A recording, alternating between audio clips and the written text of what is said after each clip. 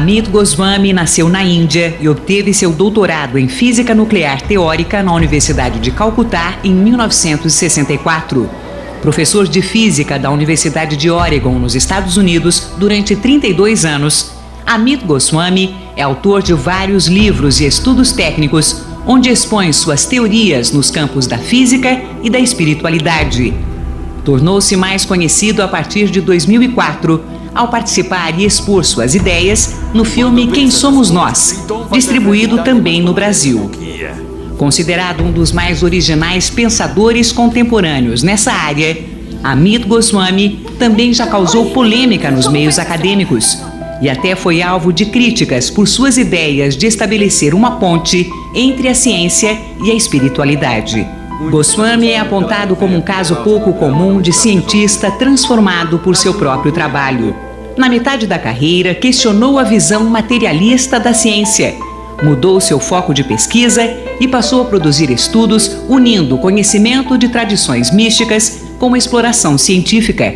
Em suas teorias, Goswami procura demonstrar que o universo é matematicamente inconsistente sem a existência de um conjunto superior, no caso, Deus. E considera que com o desenvolvimento dos estudos nesta área, Deus será cada vez mais objeto de ciência e não mais de religião. Aposentado como professor de física da Universidade de Oregon desde 2003, Amit Goswami dedica-se atualmente a fazer palestras pelo mundo e também dá aulas sobre ciência e vida espiritual em entidades e institutos dedicados a estudos religiosos e filosóficos nos Estados Unidos, Portugal e também no Brasil. O universo autoconsciente, a janela visionária, o médico quântico, a física da alma. No primeiro, que Amit Goswami publicou no Brasil, ele contraria a ideia de que tudo é feito de matéria e estabelece uma nova visão de mundo, onde a consciência e não a matéria é a base de tudo o que existe. Em sua janela visionária, defende um novo paradigma científico, onde os valores humanos vêm em primeiro lugar. Como médico quântico, traz as orientações de um físico para a saúde e a cura. E na física da alma, traça uma explicação científica para a reencarnação, a imortalidade e as experiências de quase morte. Questões que Amit Goswami também levou ao cinema. Junto com outros nomes da ciência, falou de suas ideias no filme Quem Somos Nós, que teve uma segunda parte depois. Quem Somos Nós? Uma Nova Evolução. Os dois filmes misturam ficção e documentário e procuram mostrar que a realidade, da forma como é percebida pelas pessoas em geral, é ilusória. Goswami diz que realidade é algo que nós mesmos criamos e, portanto, podemos mudar. Os filmes foram um sucesso de bilheteria nos Estados Unidos e Canadá. Também ganharam versão em DVD e foram distribuídos por quase todo o mundo, inclusive no Brasil.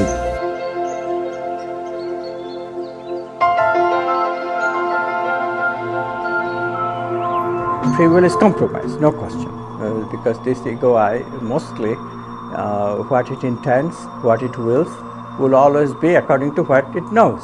It's based on the known. So it's not really free, it's constrained by the known. Freedom is freedom to choose the unknown. But how do you choose the unknown? It's quite simple actually when you think about it, because choosing the unknown means say no to the known. That's the first step.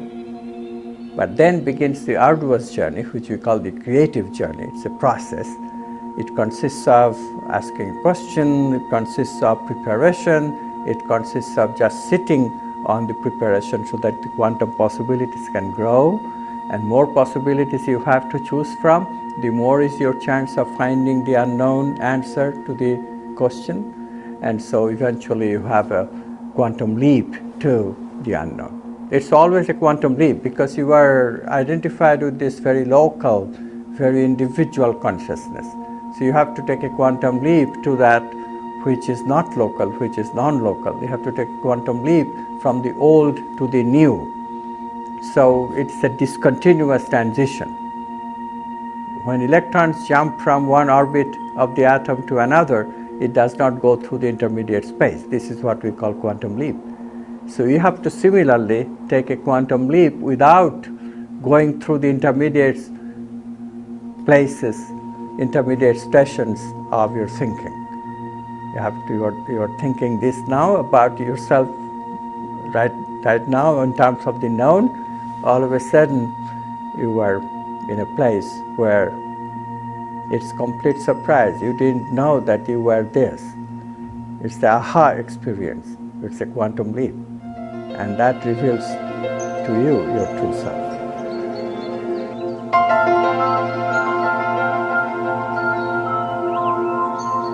Quantum physics is changing our worldview. Right now the worldview is scientific materialism, which says everything is matter. Everything is material interactions. Quantum physics is saying that objects are possibilities for consciousness to choose from. So this brings consciousness into the arena, and when you are finished making a logical science based on the idea of consciousness, you find that consciousness is the ground of all being, not matter. So this worldview change has to reflect in our behavior, has to reflect in who we are, in our explorations. Quantum activism is a way of pursuing this idea. It's a way of transforming ourselves according to quantum principles, and also our societies according to the same quantum principles, so that we can grow together to fulfill the evolutionary needs of consciousness. This new science is giving us new ways of thinking about ourselves that allows us free will, that allows us creativity. The old science was constriction, was like a straitjacket in our against our creativity, against our exploration of meaning. The unfortunate fact is that a computer cannot process meaning. So if you believe that we are computing machines, then your meaning exploration is compromised. But quantum physics is forcing us to look at ourselves in a new and different way. It's telling us directly that, look, consciousness can be introduced into science only by recognizing that consciousness is the ground of being, and matter exists as possibilities of this consciousness to choose from.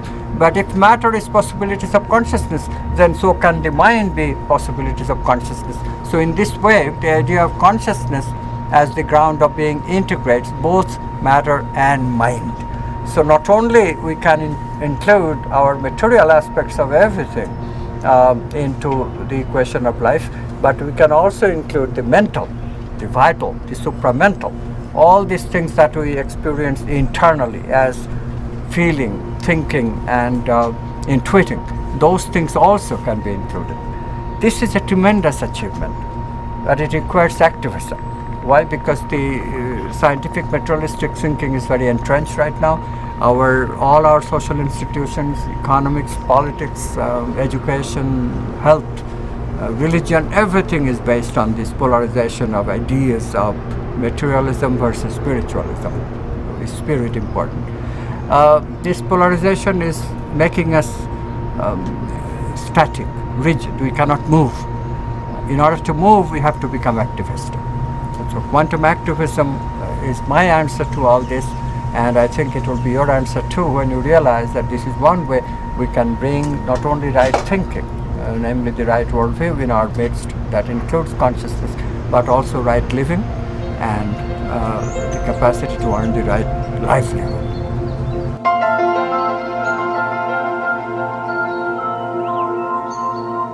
How does quantum activism apply to education? Education is the basic. Education is the basic because that's how we grow people to adulthood. Education is about how to develop a child to take care of the needs of himself or herself, their own exploration, and the explorations of society. Under scientific materialism, we live in a more hedonistically inclined societies. We tend to say that there is no meaning, there is no value, and creativity is impossible. If we teach kids with this kind of attitude, obviously the kids will not pursue meaningfulness anymore. They will not have any values to pursue. and in general they will become restless. They will have no radar to follow. They will have no conscience, and civilization in general cannot be upheld when we educate our kids in valuelessness and meaningfulness. So of course what we have is not everybody believes scientific materialism. There is the opposite camp, the religious camp, who insists that there should be religious values, but that too has bogged down into very archaic pictures of spirituality that they preach. And nobody, because they're all cynical, spiritualists cannot help believe in materialism also, because materialism is so successful in dealing with the material world.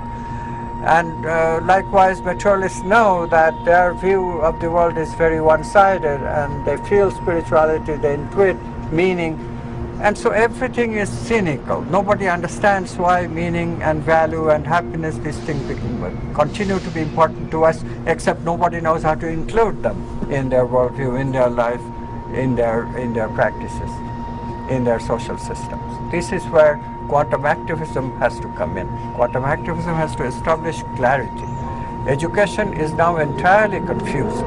Instead, quantum activism has to come and say that, look, we have to change ourselves and the society together. We have to walk our talk. Otherwise, we cannot teach kids. In order to teach kids, the first thing is that the teachers must be exemplifiers of what they are trying to teach. Otherwise, it will always be confusion. Confusion will reign because behavioral change does not come without very strong incentive, which will produce creative work, creative exploration, do way of life, which requires a lot of change in the way that we live, because we live a very busy, do type of world. But it's this combination of spirituality and science, the bringing creativity and conditioning together, requires a relaxed kind of focused doing. Almost sounds like anachronism. How can we be focused and relaxed at the same time? This is why we have to teach it. The educational system needs it. We have to teach creativity. We have to combine things that seem to be uncombinable, like science and spirituality. Fortunately, the new science can do this. We already have the means. We just have to use it in educational system. We have to use it with intention. We have to use it with relaxed focus. And then we will change ourselves and change the world and the kids with us, so that the next generation gets the full benefit of the new paradigm shift.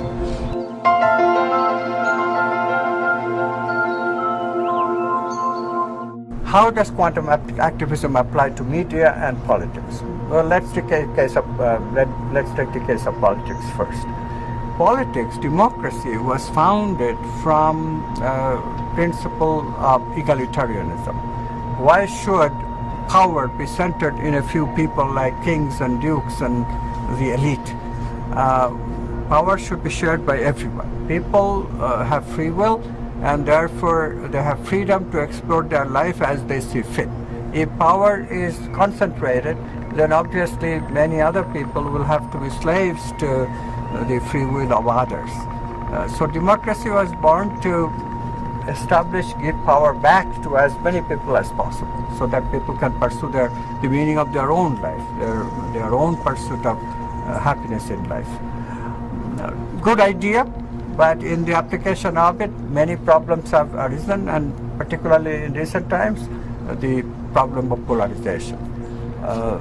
Power has become the issue, not the pursuit of meaning, not the pursuit of people's individual meanings.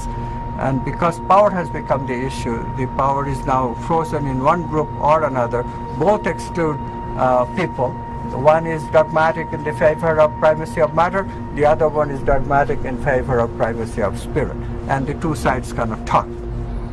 How can we solve this kind of situation? We have to bring the message of the new paradigm. The new paradigm based on quantum physics is telling us that consciousness is the ground of all being, and both matter and meaning can simultaneously exist as possibilities of consciousness to choose from.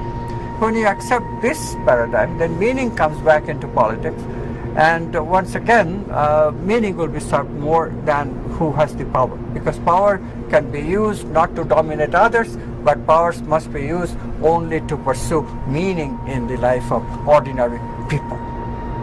Media can be very helpful in propagating the message of the new science. Instead, media has become so scared of the establishment, either the spiritual establishment, religious establishment, or the scientific materialist establishment, that media only serves compartments, not the holistic message. So you have to create alternative media. Fortunately, internet has arisen as a wonderful technology where the alternative expressions are finding a place.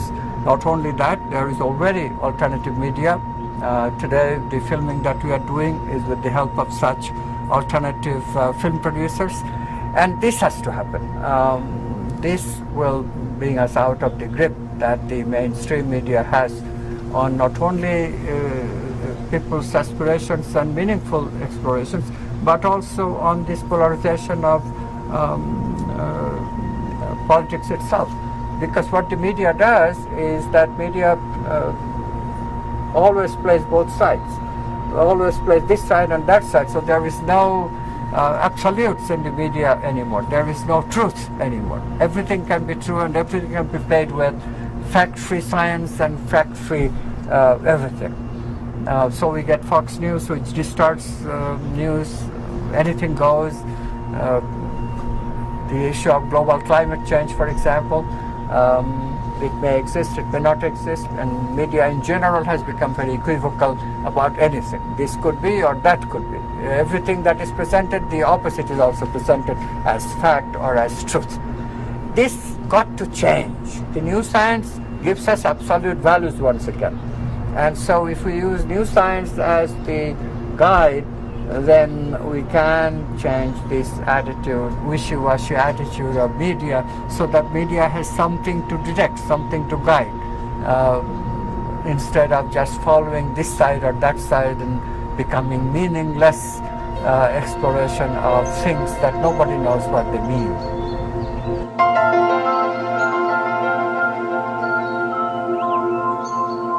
How can quantum activism help our dealings with health and healing? This is a very important question for the very simple reason that the healthcare costs are going up and up and up in almost every country of the world. And the reason for that is new diagnostic techniques and of course new drugs. Pharmaceuticals research these drugs and they say that it's very costly to develop this research, and then the cost of service, insurance industry, the way doctors have to deal with insurance, which emphasizes quantity, not the quality of healing.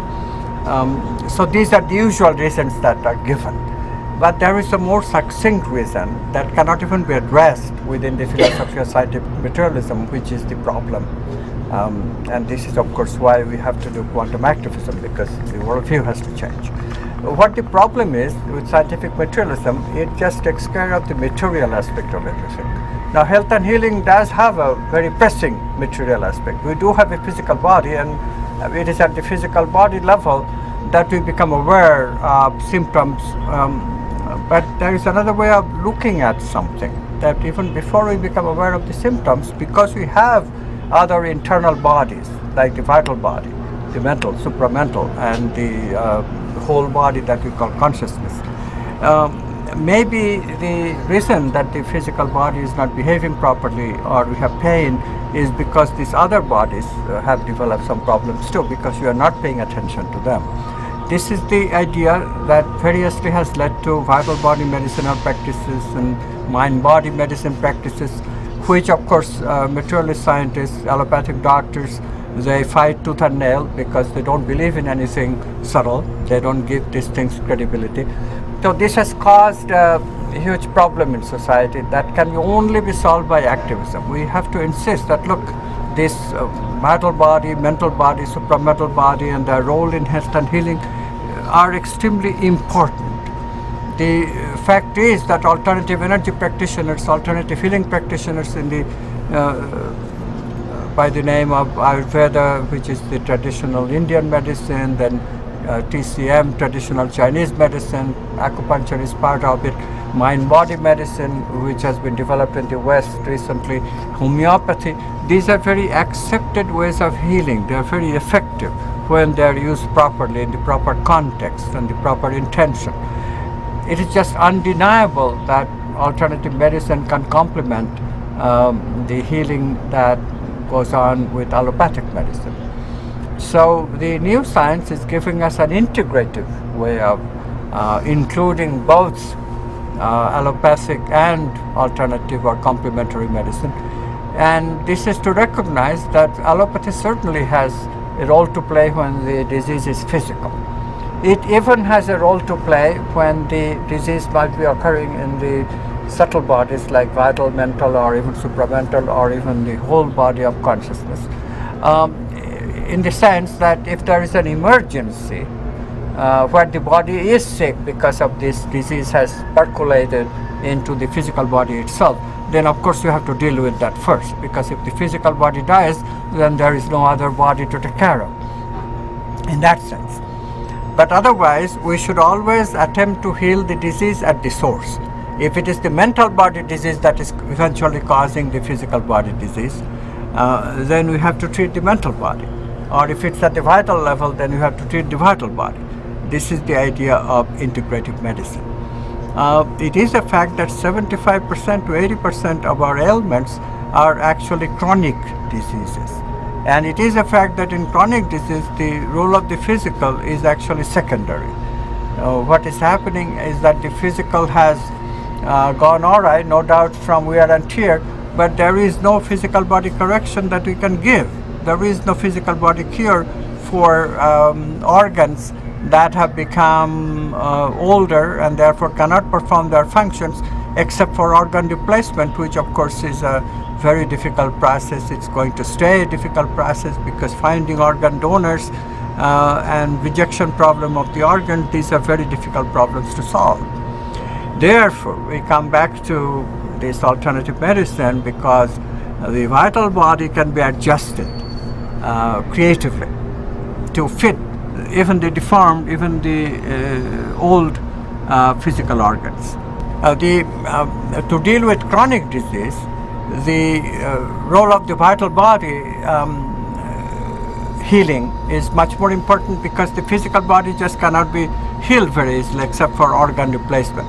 But the vital body that is correlated with the physical can be adjusted to fit the old physical organs, the worn down physical organ. This is the idea that the vital body practitioner uses. He or she changes the vital body in subtle ways through medicine or through acupuncture or even through hands-on or hands-off healing where the vital energy is injected directly to the patient. These methods are very cheap. This is the best part of it. And these methods are not damaging eventually. They don't have any side effect. The problem with allopathic medicine to deal with chronic disease is that the side effects sometimes are overwhelming. People become sick while addressing the issue of pain from these chronic ailments like arthritis. So one should pay attention here that the new medicine, new integrative medicine really can be used very effectively to deal with medical costs. The other thing that alternative medicine does, or the integrative medicine does, is to bring the subject of personal responsibility into the picture of healing. We have much that we can do ourselves in the way of preventive medicine. If we follow a lifestyle which gives us the proper nutrition of not only the physical but the vital, mental and supramental and the whole body, then we won't get sick in the first place. The physical organs would not deteriorate so fast in the first place because that's what taking care of these organs does to some extent. It prevents aging. So that is a very important component, and as we learn to be more creative, we can even use our creativity for healing ourselves through a process that is called quantum healing. There are plenty of evidence today that there have been spontaneous healing of people without any medical intervention whatsoever. Deepak Chopra has called this quantum healing, and we can learn it. We can all practice it with the same kind of creative process that creatives use to create great art and great sciences. We can now use it for great healing. For example, healing of incurable cancer, terminal cancer. So in this way, the prospect of the new integrative medicine is enormous, but we have to use quantum activism to instill it in our society.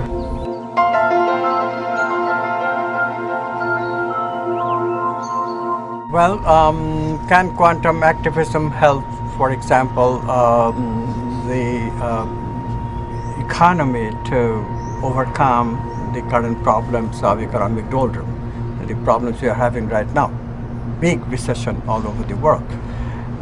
This kind of question we have to answer before we can address this issue of can we reshape our systems to earn livelihood in meaningful pursuits. So let's get back to how capitalism was founded by its founder, the great Adam Smith. Adam Smith recognized that there are human needs and there are people who like to produce things that satisfy those needs. This matching of production and consumption needs, if left to the invisible hands of the free market, quote unquote, said Adam Smith, can produce an equilibrium in such a way that prices will follow, and also the allocation of resources will follow in such a way that an equilibrium exists in the economy. And this borne out to be true, except for one thing. There were always these recessions and heating up of the economy, which is called inflation, so something that is usually known as the boom and bust cycle, or if you want to be more technical, it's called the business cycle. Now, currently, we are sadly aware of the fact that this problem of business cycle is producing havoc. Government interventions that were invoked by the great economist Keynes and later on by what is called the supply side economics, those forms of government intervention are also not working. They are not working because there is an innate difficulty with Adam Smith's style of economics, although the basic idea is correct. Adam Smith addressed only the material needs of people. But actually, as Abraham Maslow pointed out some 50-60 years ago, human needs go way beyond the material needs. We have 4 kinds of experiences and we are conscious. So this actually produces 5 different kinds of needs. The first one is the vital energy needs, feeling needs. We feel this world of vital energy, and we have to fulfill those needs in terms of getting nourishment in the form of vital energy. Then we have needs of mental meaning. Mental meanings have to be explored, have to be satisfied, and that's a need that needs to be produced and consumed just as the rest of the economy. And then we have supramental needs, values. We need values like love, beauty, justice, truth, and goodness in order to feel satisfied. Unless we explore these values, we are not satisfied. And so the value needs, and then finally the spiritual needs, the needs for wholeness. We need to be happy above all. And happiness, health, wholeness, these are all connected concepts. One leads to the other, and all can be fulfilled by paying attention to the whole being, not separate from anything, no seam, no boundaries, the capacity of being that in that entire being that is consciousness. How can economics be developed which not only addresses the material needs as we do plenty today, but to also address the other needs? This is the idea of spiritual economics. So it begins with the production of the simplest of all this subtle economy, to produce vital energies. The technology of vital energy is the biggest technological news if you are open to it. The idea is to recognize that the various things that we take for nutrition, food, various things that we take as drugs to heal ourselves, these things are devoid of any vital energy aspect. They are just material extraction from the natural food or natural drugs that we know of. The idea somehow is that if we can refine these natural foods, they will be better for us. This is the idea of scientific materialism, which says molecules are it. We don't need the wholeness of the foods, the wholeness of the medicinal substances. What we need is to extract the particular substance that is good for us. So in this way we refine food, in this way we refine medicinal substances, and the drugs and food that we take have become devoid of vital energy. So vital energy economics is going to be a big force, and in economics it will bring vital energy technology, which will revitalize these things that after chemical treatment has lost their vital energy. So for example, we talk about whole food, we talk about vitalized water, we talk about vitalized perfume, vitalized cosmetics. So in this way, these vitalizing substances that we imbibe is going to be a major technology of the 21st century. And then of course meaning and then values, these things are in further future, but one should note that we already have institutions like educational institutions which provide us meaning, and also the institutions of religion which give us value. But these things are not part of the free market. We have to bring them under the free market, and that is the challenge of spiritual economics.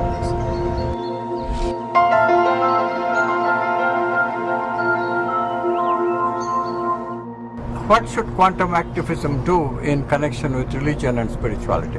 There is also an associated question, because we, in a sense, the new paradigm based on quantum physics on the primacy of consciousness has integrated science and spirituality. This brings up the question, in view of the fact that spirituality is scientific, do we even need religions today, which used to in the olden days teach us spirituality?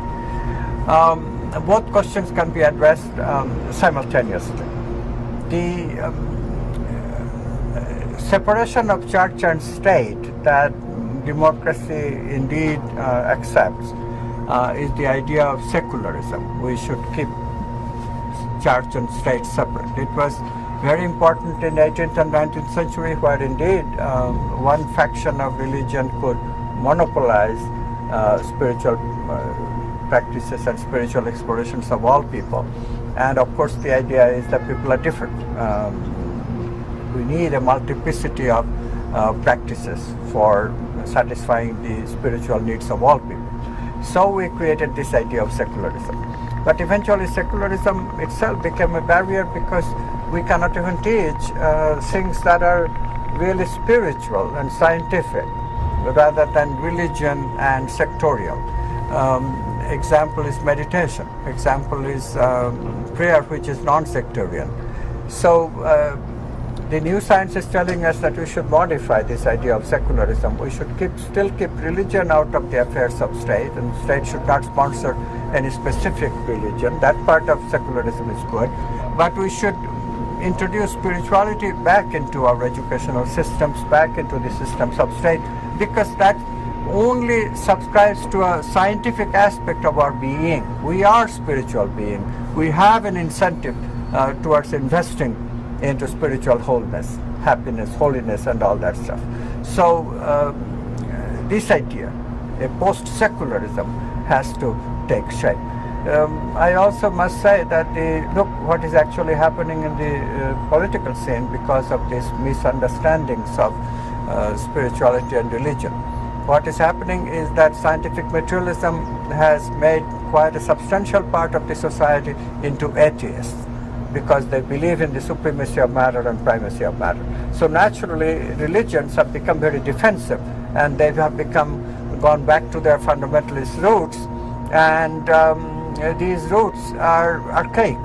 they often come with very archaic beliefs which are not only not scientifically tenable, but really hampers us from further evolution and growth. For example, the idea that God is separate from the world, dualism. Dualism is not a scientifically accepted idea, but dualism also prevents us from really using the idea of God, using the idea of that there is a causal force in our life that is not materially sourced and materially directed. If God is separate from us, then we cannot obviously use the causality that comes from God in our life with our own volition. The distinction of free will and God's will, human will and God's will, is a disastrous idea. So the new science tells us that there is only one source of free will. You can call it God if you wish, but in the new science we call it non-local consciousness. The idea that there is, besides the individual ego consciousness, which is very local, very signal-oriented, there is a consciousness, an ordinary state of consciousness where we don't need signals to communicate. We are interconnected already. And this is what spiritual traditions call God. We now can call it non-local consciousness. Non-local because it does not require any signal. So in this way, if we integrate both the ideas of scientific materialism, that matter is valid, which spiritual traditions ignore, and the idea of spirituality that spiritual traditions put up but scientists, materialist scientists ignore, if we can put them together, and we must, because that's what the new science is telling us, then that kind of integration can solve the problem of polarization that is affecting society in a major way, that is affecting all societies in such a way that 50% of the people rather prefer to be dualists and 50% rather prefer to be atheists and materialists, and both have become exclusive dogmas. The new science can integrate, it's inclusive, but who is going to hear? Because both sides are so polarized. And you have to use activism to unfreeze us from this very frozen situation, the complete polarization. I think this is the major task. This is one of the major tasks of quantum activism. We have to bring the message of the new science to both camps and let them see that indeed we don't lose anything. Both sides are included. There's nothing to lose and everything to gain. But we have to be patient in the process. We have to use means in such a way that they're compatible with our end objectives. And this is what quantum activism tries to do.